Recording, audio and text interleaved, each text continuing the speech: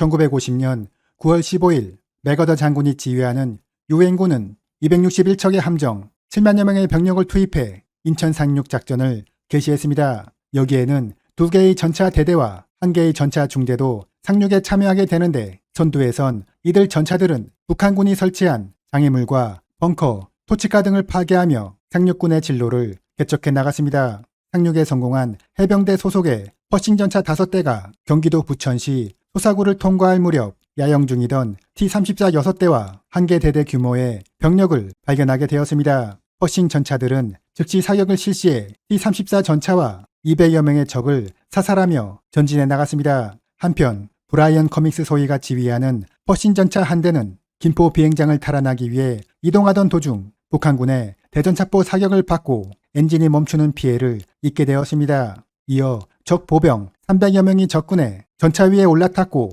해치를 열려고 하자 브라이언은 포탑을 회전시키며 그들을 떨어뜨리려 노력했습니다. 얼마 후 적은 전차 바닥에 불을 피워 연기를 발생시켰는데 그 연기를 견디지 못하고 해치를 여는 순간 수류탄 한 발이 떨어졌습니다. 다행히 전사자는 발생하지 않았지만 심각한 부상을 입게 된 승무원들이 적의 포로가 되기 직전 후속하던 미군 전차가 사격을 가하며 구출 작전을 실시해 승무원들은 간신히 목숨을 구할 수 있었습니다. 이 전투에서 북한군은 250명의 전사자와 70명의 포로를 남기고 후퇴해야 했습니다.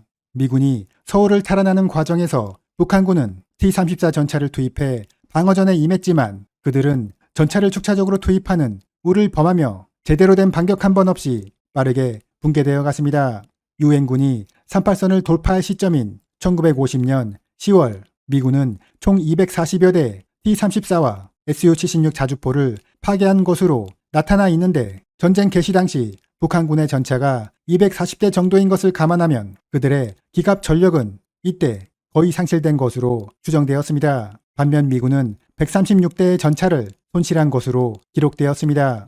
사실 숫자상으로 보았을 때 미군의 전차 손실도 상당히 많은 것으로 보이는데 이것은 북한군과의 전차전에서 파괴된 것이 아니라 그들의 대전차포나 철수를 하면서 땅에 묻어놓은 대전차 지뢰에 파괴된 것이 대부분이었습니다. 유엔군이 38선을 넘어 북진을 할 때의 전황은 일방적인 것이었습니다. 당시 미군은 사단에 1개의 전차대대, 연대에 1개의 전차중대를 보유하고 작전을 실행했는데 이에 반해 한국군은 전차를 전혀 보유하고 있지 못한 상태였습니다. 따라서 미 1군단에 소속되어 평양을 향해 진격하고 있던 국군 1사단장 백선엽 장군은 미군에게 전차를 지원해 달라고 요청했습니다. 처음에 미군은 한국군이 보전협동 작전에 경험이 없다는 이유로 망설이는 입장을 보이다가 결국 1개 전차 중대를 지원해 주었습니다. 이렇게 국군 1사단은 전차 중대를 보유하게 되면서 북진의 속도를 높일 수 있었고 이제는 미일 기병사단과 평양 입성을 두고 경쟁하는 입장에 놓이게 되었습니다.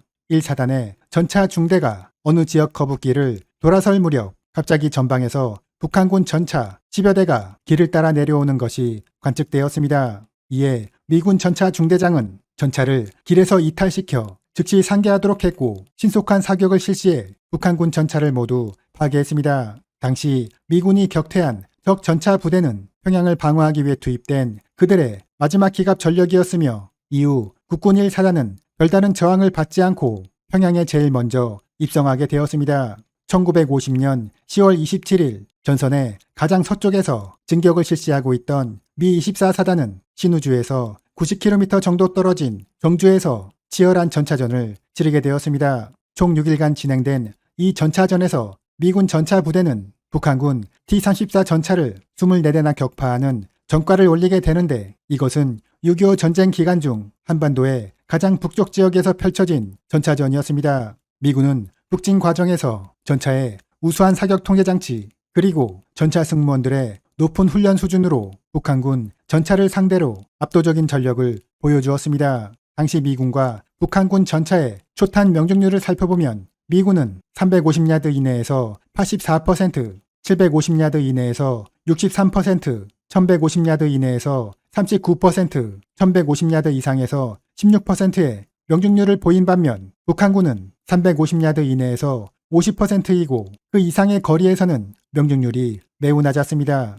미군이 전차전에서 승리할 수 있었던 데에는 항공 연락기의 역할도 매우 컸습니다. 연락기는 전차 부대 전방 지역을 비행하며 적의 위치와 이동 방향 등을 사전에 통보해 주었는데, 이에 따라 후속하는 전차 부대는 미리 준비된 상태에서 유리한 공격 방향을 선점할 수 있었습니다. 당시 전투에 참여한 미군 전차 승무원은 이렇게 말했습니다. 연락기에 의한 정찰 활동은 우리에게 큰 도움이 되었다. 제한된 도로망을 갖고 있는 한반도 지형에서 연락기는 행군로와 우회로, 장애물 지대와 적의 매복 지점을 정확히 알려주어 우리는 보다 수월하게 전투에 임할 수 있었다. 전차 부대가 빠르게 진격하면서도 피해를 최소화할 수 있었던 데에는 연락기의 공이 매우 크다. 미군이 북한군의 전차를 섬멸하는 데 있어서 또 하나 큰 역할을 했던 것은 미 공군과 미 해군의 항공기였습니다. 전쟁 초반 평택 지역 상공을 비행하던 미 5공군 소속의 B-29 폭격기들은 도로에 일렬로 늘어서 남하하고 있던 북한군을 발견했고, 여기에 폭격을 실시해 전차 38대, 자주포 9대, 트럭 117대를 일거에 파괴하는 전과를 올렸습니다. 이날 이후 북한군 전차는 낮에는 과수원이나 터널, 건물 안에 숨어 있다가 밤이 되면 조심스럽게 이동하는 신세로 전락하게 되었습니다. 북한군은 전쟁 개시 이후 추가로 183대의 전차를 투입하기도 했는데, 이들 세력 또한 미군 항공기의 공격을 받아 보병이 전투를 치르고 있는 전선으로 이동하는 것조차 어렵게 되었습니다. 6.25 전쟁에서는 중공군도 전차를 운용했습니다. 1951년 3월 중공군은 소련으로부터 지원받은 T-34 전차 200여 대를 한반도에 투입했는데, 그들의 임무는 먼저 보병사단에 배속되어 전투를 지원하는 것이었고, 다른 하나는 동해안과 서해안에서 유엔군의 상륙을 저지하는 것이었습니다. 하지만 중공군의 전차 운용은 쉽지 않았습니다. 한반도의 제공권은 미군이 완전히 장악하고 있었기 때문에 중공군 전차는 이동을 하는 즉시 공중에서 포착되어 항공기에 의해 파괴되었던 것입니다. 따라서 그들은 진지한의 전차를 완전히 매복시킨 채 제한적인 사격을 실시하는 것으로 만족해야 했습니다. 1951년 작성된 미군의 보고서에 따르면 북한군 전차의 파괴 원인으로 항공공격 43%, 지상공격 23%, 기타 34%로 항공기에 의한 공격이 매우 효과가 높았다는 것을 볼 수 있습니다. 하지만 1952년에 작성된 또 다른 미군 보고서에는 그 내용이 달랐습니다. 여기에는 항공공격 11%, 지상공격 65%, 기타 24%로 기록되었던 것입니다. 이에 대해 미군은 1951년에 작성된 보고서는 지상군이 이미 파괴한 전차를 항공기들이 파괴되지 않은 전차로 오인하여 재차 중복 공격을 실시한 결과였다고 해명했습니다. 하지만 1952년의 보고서는 육군과 공군이 각자의 존재감에 대해 경쟁을 하고 있던 상황에서 육군의 역할을 강조하고 전차의 필요성을 부각시키기 위해 작성된 것이라는 비판도 있었습니다. 6.25 전쟁에서의 전차전은 소대장들의 전투라고도 불렸습니다. 그것은 산이 많은 한반도 지형에서 대규모 전차들이 한꺼번에 전투를 치를 공간이 별로 없었다는 이유에서였습니다. 1950년 7월부터 11월까지 5개월의 기간 동안 전차전은 총 119건이 있었던 것으로 분석되었는데, 그중 미군 전차 1대와 북한군 전차 1대가 36건, 2대와 2대가 13건, 2대와 1대가 10건, 북한군 전차 2대와 미군 전차 1대가 7건, 3대와 2대가 6건, 그리고 어느 한쪽이든 5대 이상 참가한 전차전은 7건에 불과했습니다. 따라서 6.25 전쟁의 전차전은 5대로 이루어진 소대 단위의 전투가 대부분이었기 때문에 소대장들의 전투라는 명칭이 붙게 되었던 것입니다. 당시의 전차전은 교전 거리에 있어서도 다른 전쟁과는 매우 달랐습니다. 2차 대전 유럽에서 펼쳐진 전차전에서는 보통 1000야드 이상의 거리에서 첫 교전이 벌어지는 것이 일반적이었는데, 6.25 전쟁에서는 400야드에서 교전이 벌어지는 것이 대부분이었습니다. 이것은 각자 산을 돌아 나오는 과정에서 갑자기 조우하여 전투를 벌였다는 것을 말합니다. 1951년 6월 휴전 협상이 시작되자 이제 전투는 휴전선을 중심으로 한 소규모 국지전의 양상을 띠게 되었습니다. 이 당시 전차는 보병의 작전을 지원하는 이동포대로 그 역할이 제한되는데, 아군 보병이 고지를 탈환하려 할 때는 자력으로 산을 올라 거점에 대해 사격을 해주고, 후퇴할 때에는 자력으로 산을 내려오는 자주포의 역할을 했던 것입니다. 미군은 이 같은 전차 운용을 힐파이어링이라고 불렀습니다. 전쟁 초반 우리 국군은 전차를 한 대도 보유하지 못해 후퇴를 거듭할 수밖에 없었는데 이에 미군은 한국군의 전차 부대를 창설해주기로 결정했습니다. 1950년 11월 부산 동네 육군 종합학교에 전차과가 설치되어 전차병들에 대한 교육이 실시되었고 이듬해인 1951년 10월 M36 잭슨 전차 22대로 무장한 제51 전차 중대가 창설되었습니다. 하지만 우리 군에 지급된 M36은 사실 전차가 아니라 궤도 차량 위에 포를 얹은 대전차 자주포였습니다.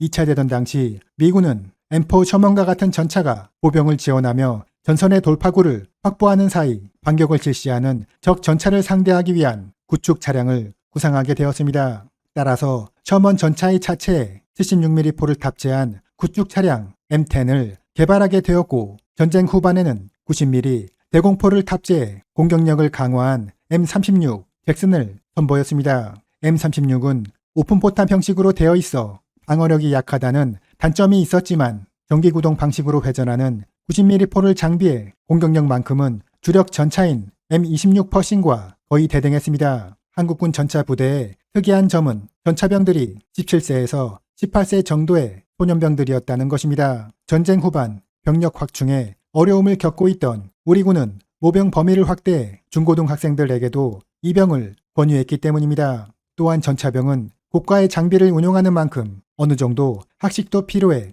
당시 엘리트 집단이라 할 수 있는 학생들을 영입했던 것입니다. 1952년 11월 120명의 소년 전차병들로 구성된 제57 전차 중대가 창설되었으며 이들은 제1보병사단에 배속되어 그들에게 화력을 지원하는 역할을 수행했습니다. 당시 전차병 출신의 태역 군인은 이렇게 진술했습니다. 추운 겨울날 고지 정상에서의 작전은 매우 힘들었다. 탄약통에 쌀을 넣고 밥을 지어 먹었으며 주간에는 화력 지원을 하고 야간에는 전차를 습격하려는 적을 막기 위해 밤새도록 경계를 서야 했다. 전쟁 기간 중 우리 군은 200여 대의 M36을 보유했는데 주로 고지전이 펼쳐지는 산악 지형에서 화력 지원을 하는 이동포대의 역할을 수행했기 때문에 적 전차와 직접 대면하는 전차전은 발생하지 않았습니다. 6.25 전쟁이 발발하기 전 미군은 산이 많은 한반도 지형에서 전차는 효과적인 무기가 될 수 없다고 판단했습니다. 그들의 예상에 따라 한반도에서 대규모 전차전이 벌어지지는 않았지만 소규모 전차부대를 이용해 기동전을 실시하고 보병에게 화력 지원을 해준다는 측면에서 전차는 산악지형에서도 여전히 위력적인 무기임이 증명되었습니다. 또한 전차는 가장 효과적인 심리전 무기였습니다. 전쟁 초반 우리 군은 적 전차의 등장에 패닉 상태에 빠져 제대로 된 전투를 수행하지 못하고 무기력하게 후퇴해야 했지만 미군의 전차가 들어온 이후에는 사기가 충천하여 그 어느 나라의 군대보다도 빠른 진격 속도를 보여주었습니다. 이로 인해 6.25 전쟁에서 공산군은 800여 대의 전차를 운용했고 미군을 중심으로 한 유엔군은 총 2000여 대의 전차를 운용하며 전쟁의 한 축을 담당했습니다. 전차에 대한 갈증 그리고 트라우마를 갖고 있던 우리나라는 현재 2300대가 넘는 전차를 보유하고 있으며 세계 최고 수준의 전차라 할 수 있는 K2를 개발해 세계로 수출하는 단계까지 이르게 되었습니다. 이상으로 마치겠습니다.